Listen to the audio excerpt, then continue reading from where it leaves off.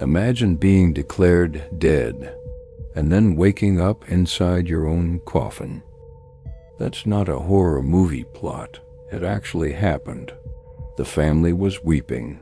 The priest was reading the last prayers, and then a sound came from inside the casket.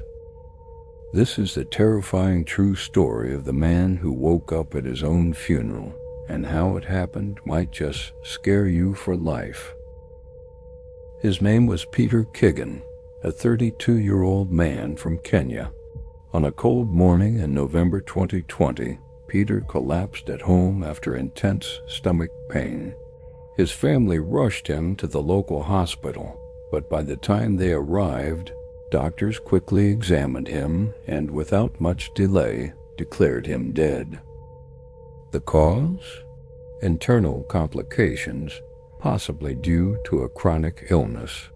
The doctors gave the paperwork, told the family to prepare for burial, and sent his body to the morgue. But here's where things start getting weird.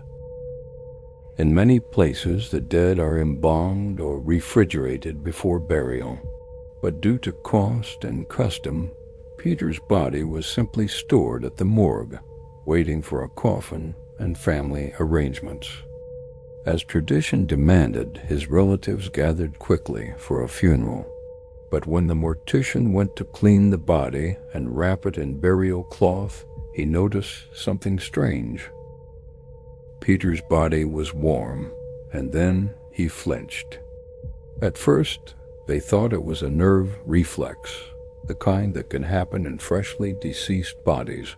But then, Peter moved his hand, and when the mortician leaned closer, Peter suddenly gasped for air.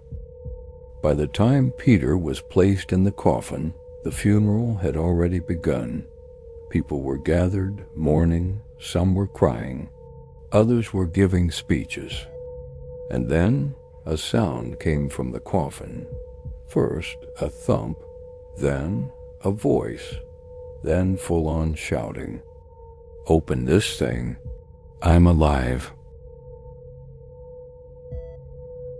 People screamed and ran in terror. Some believed it was a ghost or that the dead had risen. Others thought it was a bad joke. One woman fainted on the spot.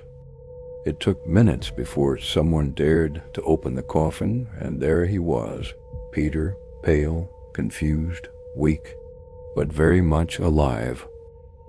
So how does someone get declared dead when they're not? Doctors later admitted that Peter may have been in a deep coma with extremely shallow breathing and a very faint pulse.